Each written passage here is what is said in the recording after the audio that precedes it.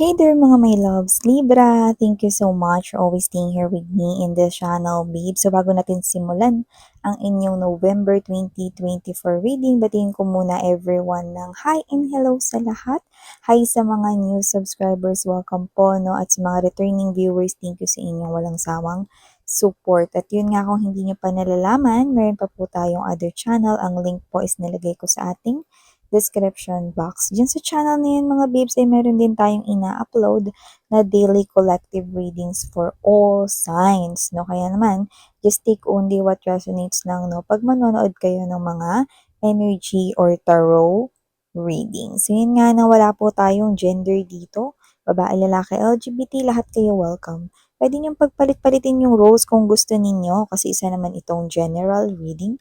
At the end of the day, palagi po kayong may free will, of course, na free or malaya ninyong gamitin anuman ang inyo ritong gustong gawin, no? If you're resonating here sa isang situations, no? Or kung meron ditong mga parang circumstances na tumutugma sa inyo, nasa inyo yung free will. Kung gusto niyo pong i-claim yun or not. If not, then leave the other messages, no? Kasi maaring yun ay for others naman. So, let's go ahead and check these messages here for your November 2024 Libra.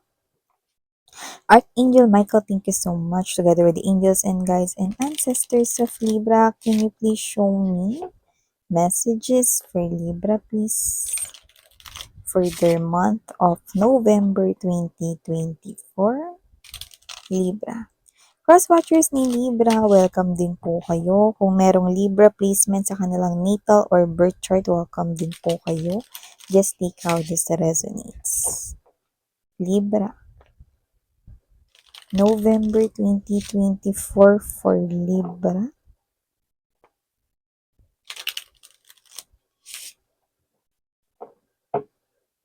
Okay, so let us see Libra, ano yung mga mensaheng nakapaloob dito for ya, guys. You have here Libra, the Nine of Swords. You also have here the Six of Wands. Eight of Cups present din. Nine of Cups present din. Three of Wands andito din. Eight of Wands.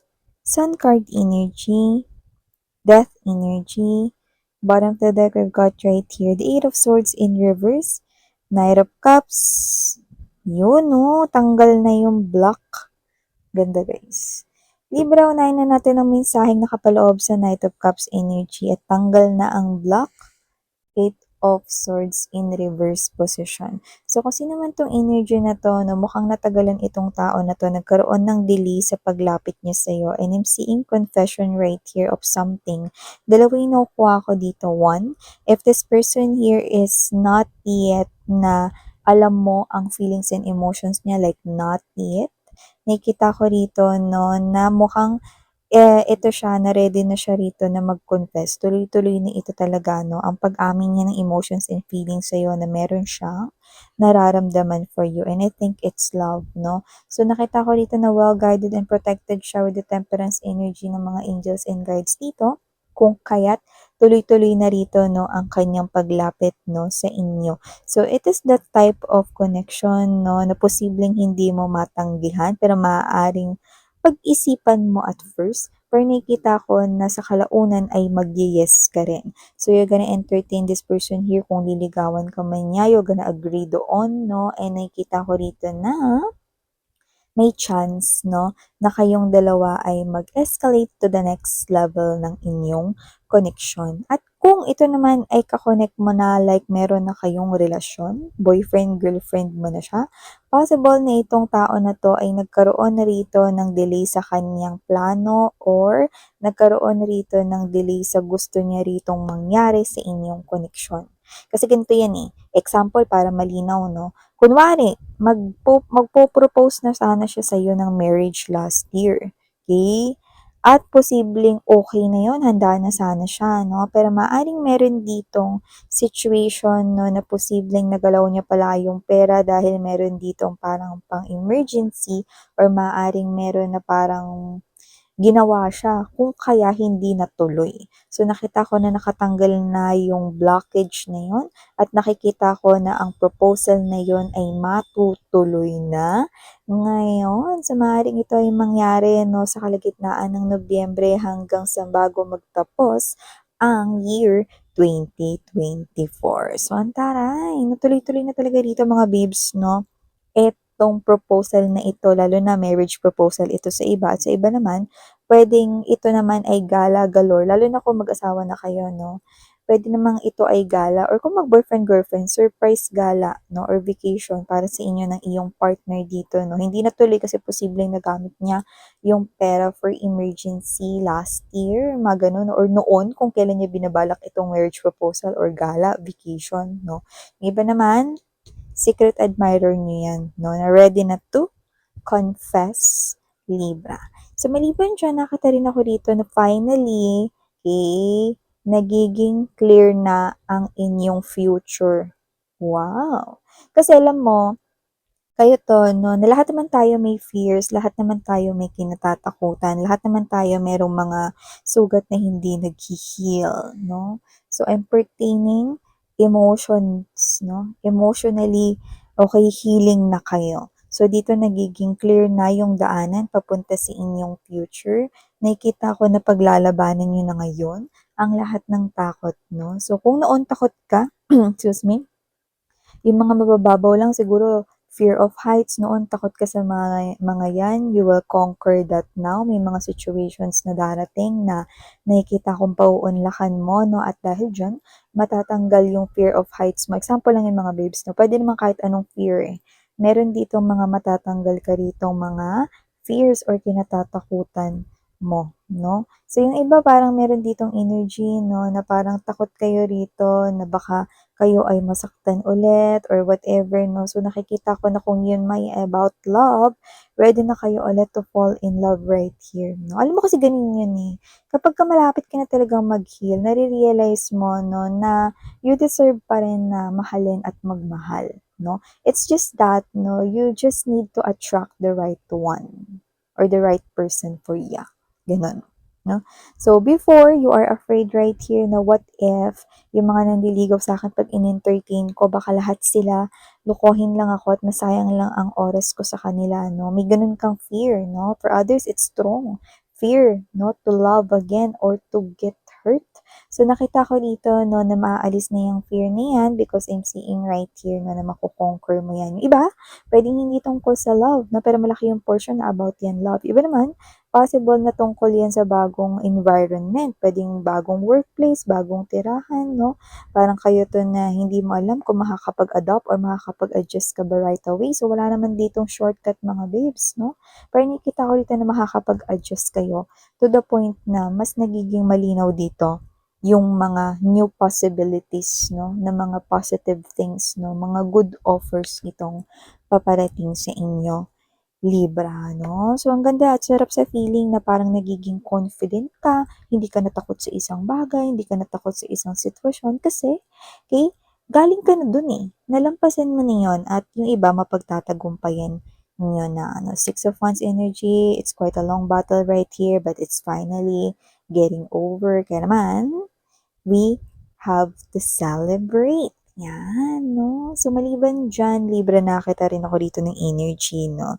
Na posibleng meron kayo ritong hinihintay na reply from a person na feeling mo may energy ritong ini-ignore yung message mo. So, hindi lang naman to tungkol sa ex-lover or hindi lang naman to tungkol sa love. Meron din dito mga energies na ang lumalabas dito, importante kasi itong mensahe. Posibleng ito ay may kinalaman sa trabaho, na baka may hinihintay kayo ditong reply or response ng isang potential client or isang potential dito na business partner or whatever, no? Iba naman, importanteng mensahe, no, sa mga taong malapit sa buhay nila, no, and finally, you're gonna receive that message. It's kinda important with you and maaring masya ka dito kasi ikaw ito na parang ang tagal na bago nakapag-reply or bago ka nakapag-send, no, nung message na yun, no, and then hindi mo inakala na makaka-receive ka pa ng reply or response, no? So, kunwari ganito, meron kayong may message na parang kunwari, isang account, pero you're not sure if that is your long-time friend or you're not sure kung yun ba yung childhood friend. Example lang 'to mga babes, So, triny mo lang na mag-message 'no, hindi ka napansin dito kasi nga siguro dahil naka-private yung kanyang profile. 'Pag naka-private, napupunta mo na sa message request, 'di ba? So, either ganun man yung setup or not 'no, yung matagal mong mensahe na yun, makaka-receive pa yun ng reply kahit na lumipas pa yung taon. So, nakita ko rito 'no, na mano-notice niya yon and the universe right here 'no, papakita yun sa kanya. Lalo na kung maraming mga messages sa kanya rito, message request, inbox. However, kung ano man yan, it will make you feel happy and parang kakalma rito yung energy mo. Kasi, finally, nakakuha ka na rin ng sagot dun sa hinihintay mong reply or response, no? Parang there's an enlightenment with the sun, no? So, parang magiging clear na ano man rito yung parang siguro mga tanong-tanong mo before na parang siguro meron kang taong pinagpapaliwanag dito or hinihinga ng explanation pero hindi ka niya na-replyan 'no. So, nakita ko na makaka-receive ka pa rin ng reply kahit sobrang tagal na nun 'no.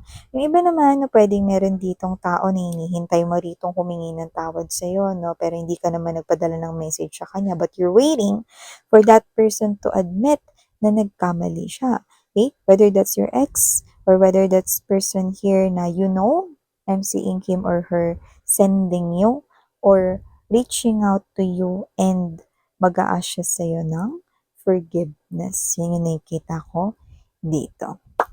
Yan, parang it's such a relief, ganong klase ng energy, na parang ikaw to na hindi mo naman na yun masyadong iniisip or hindi ka naman as in magbibigay ng everyday focus on that, pero naka-receive ka pa rin, no, ng message kahit na, "Uy, ang tagal ko na nitong sinend 'no," and 'pag tiningnan mo yung date, okay, lalo na kung ito ay through mobile phone, through electronic messages 'no, nandun naka-save yung date, "Oh, ito yung message ko 2 years ago," pero yan, wow, naka-receive pa rin ako ng response at reply.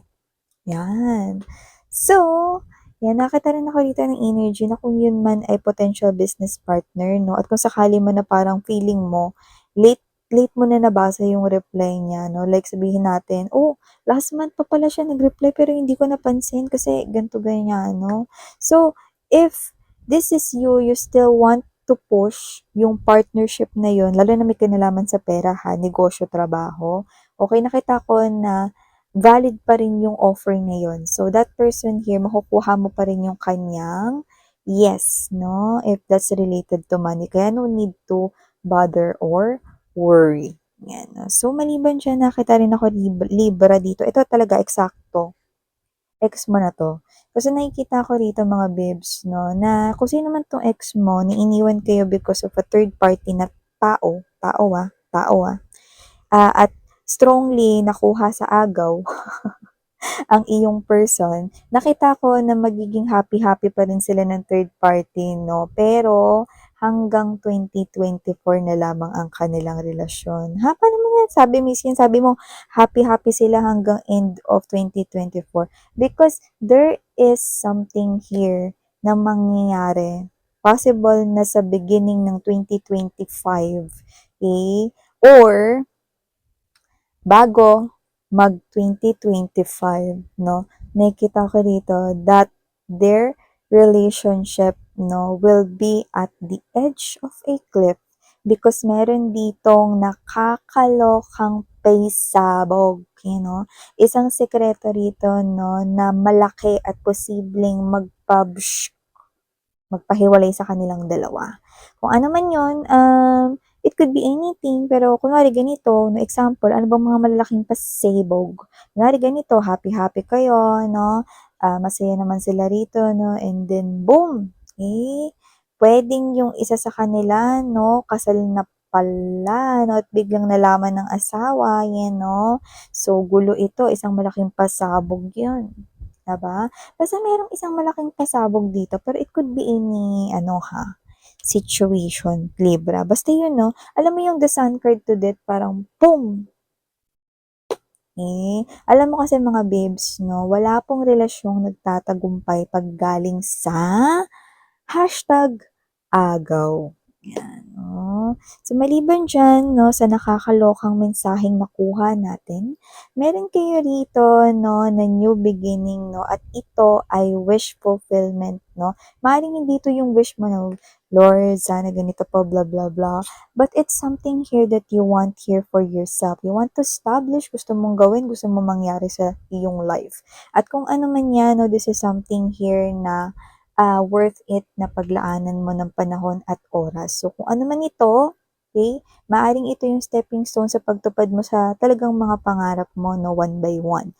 Pero nakikita ko rito na it's a wish being fulfilled, no, because it gives me this type of vibe that this is also your dream for yourself. Yan, no. Kung ano man yan, no, ito ay handog sa inyo ni universe, no, at meron kayo ritong makakasama upang yan ay maisagawa ng maayos. Bibigyan kayo rito ng katuwang, it could be your friend or it could be your special person right here. Someone here will help you to attain this, no? And this is this type of bridge, no, to lie para mas magawa mo pa at makuha mo pa yung mga goals and dreams mo one by one by one by one. Okay? So you're getting there. Libra. So, yeah, mga babes, no, and yes, ito pa, no, kakakita lang natin ngayon, no, someone here will receive, okay, a small gift, pero may meaning pala yun. Yan, no, at kung sino man yung energy na yun na nagbigay sa'yo, ang meaning nun ay like kanya. Yan. So, yun na nakikita natin dito. So, yung iba siguro meron kayo rito, no, na person na, um, alam mo yung energy, yung parang favorite person niya kayo. Ayan, no? So, hindi lang yun, secret admirer niyo siya, pero lumalabas rin siya na parang tinitreasure niya kayo as a friend. Like, you're important and gusto niyang malaman na special ka para sa kanya by giving you a gift. It could be your friend rin for others of you. Okay? So, ito yung mga mensahe for you, Libra, for your November 2024. Muli ako po si Yan sa Harangheo Love and Light. Ano